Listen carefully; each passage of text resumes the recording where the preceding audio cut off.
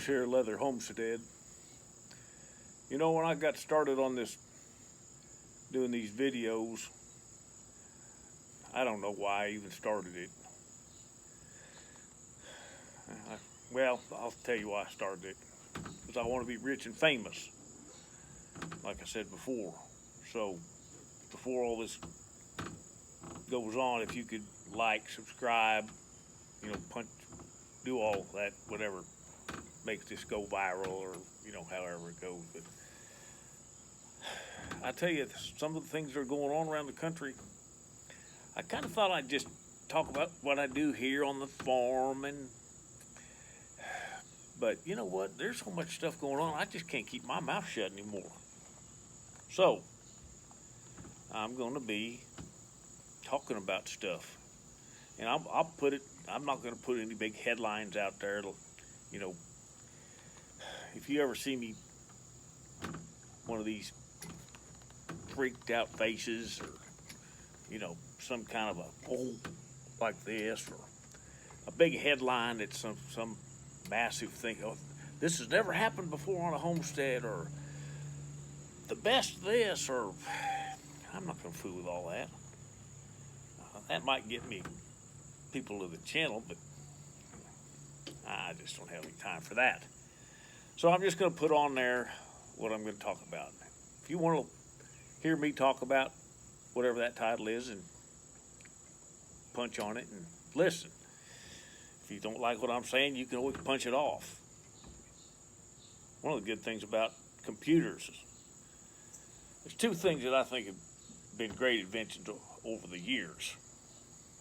One I really particularly like, because when I'm in my car and I'm driving around, I do a pretty good bit of driving. One of the best inventions in that whole car is that push button on that radio. I can cut those guys on and off. I can cut their commercials off. I don't have to fool their commercials. That's one of the best inventions I believe there's ever been. The second, well, the other one, I'd put these even. I'd say that little mouse with that scrolly thing on it. You can whoop past stuff just as fast as you can move your finger. To me, that's one of the best inventions there is, because you can just about tell what you're going to hear by what the title is, or how the person looks, or some people, it kills me. They want to get out there and they want to, everything. Every time they get on there and post something, it's an emergency. It's a tragedy. It's a, I see them on there boo-hooing and crying, real tears over like a dead chicken, something like that. Anyway, I didn't mean to get off on all that.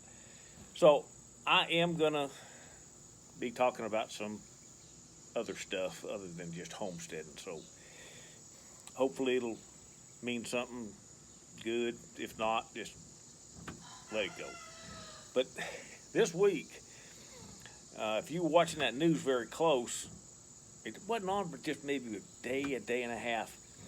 There's a fella came into a grocery store, I guess it was 7-Eleven. And if you want to see the video of that, you just Google it, punch in there 7-Eleven beating, and you'll see a beating. And I'm not advocating beatings.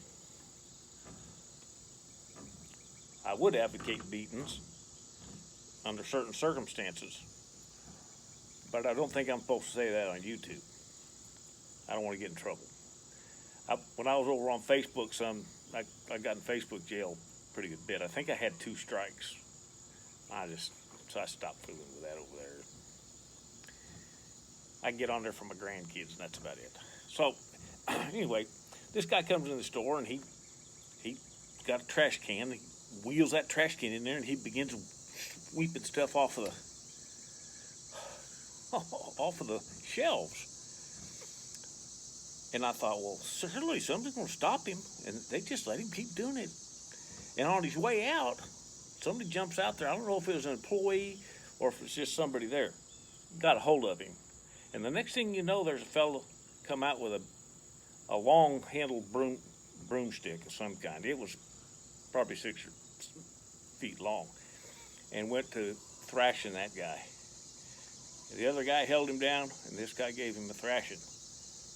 And I don't know if you've ever had your legs and your shins hit with something hard. Well, that is painful. And I mean, I don't know how many strokes he gave that guy, but he got tired of beating him on the legs, and the guy turned over and he went to beating him on the back and on the rear. And I thought, well, I bet you he doesn't come back in and do that again. So they got done thrashing him. Like I say, he was hurting. I think he was crying, which is fine. He got what he deserved. I kind of started feeling a little bit sorry for him. Because, I mean, this guy, I don't know how many licks he took, but he took, I guess, 40 or 50. I mean, that guy was thrashing him. He was hitting him with that stick just fast and hard as he could, which was fine in my book. No problem with that. But, after a certain point, you make your point, and, anything more than that really is just revenge, which in this case it was. And they finally let the guy up. He said he couldn't walk. And the guy told him, well, you're going to walk. You're going to walk out of here, and you're not going to come back. And, when they took him out, there was 3 or 4 or 5 guys standing around out there waiting for him to come out with that trash can full of stuff. But you know what he came out with? A sore behind, which is a good thing. I don't think that he will come back and do that again. And you want to know why? Because there was consequences. He got the consequences for his actions immediately. And that's the best consequences you can possibly get. Those kind of consequences, when they're severe and immediate, doesn't matter whether you're training a puppy, a kid, a horse, or teaching a thief a lesson. The best lesson is immediate and severe. Now, we got to moderate that some when you're dealing with puppies and kids. I get it, but it's still all the same. You got a puppy in your house. Of course, those things don't know when to go to the bathroom and where to go, so they just go whenever they feel like it. Well, if you see that and you take him over there and scold him and do whatever 30 minutes after he did it, well, that doesn't mean anything to him. You can't associate that. Kids are a little better once they get up a little bit. So consequences. And if we had more of that going on in America, the better off we'd be. And the thing I want to leave you with is this. There's times in this United States when you may need to have consequences immediately for actions that other people take. And I know a lot of the fellas and ladies that might be listening to this, and I want to ask you this question. Name me some place that you go or have gone where there has not been in this country a shooting or assault or robbery or some type of violence in that particular setting. You say, well, when I go to church, that's safe. No. I'll go to the market. No. Well, I send my kids off to school. No. There is no place in America, a scene, a building, a type of a venue that hasn't seen major violence. So what am I saying? You have to be ready. And I know a whole lot of you, because I see you. You don't carry a pistol. And you're out and about with your family, and something like that happens, and you don't have some means to protect yourself and your family, you're in a bad way. What am I advocating? They have this EDC, everyday carry. Well, I'm going to just add a letter to that. And I'm just going to say all day, every day. All day, every day. you ought to have a pistol on you. So should your wife. And so should your children, if they're old enough legally to carry. Because I'm telling you, violence arises at times when you sort of kind of least expect it. And what are you going to do if that violence arises and you don't have a means to protect yourself and your family? Get a gun,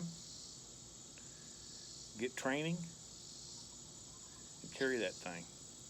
When you put your pants on in the morning, if you didn't put on a new pair, that belt should have a holster on it, a couple of mags.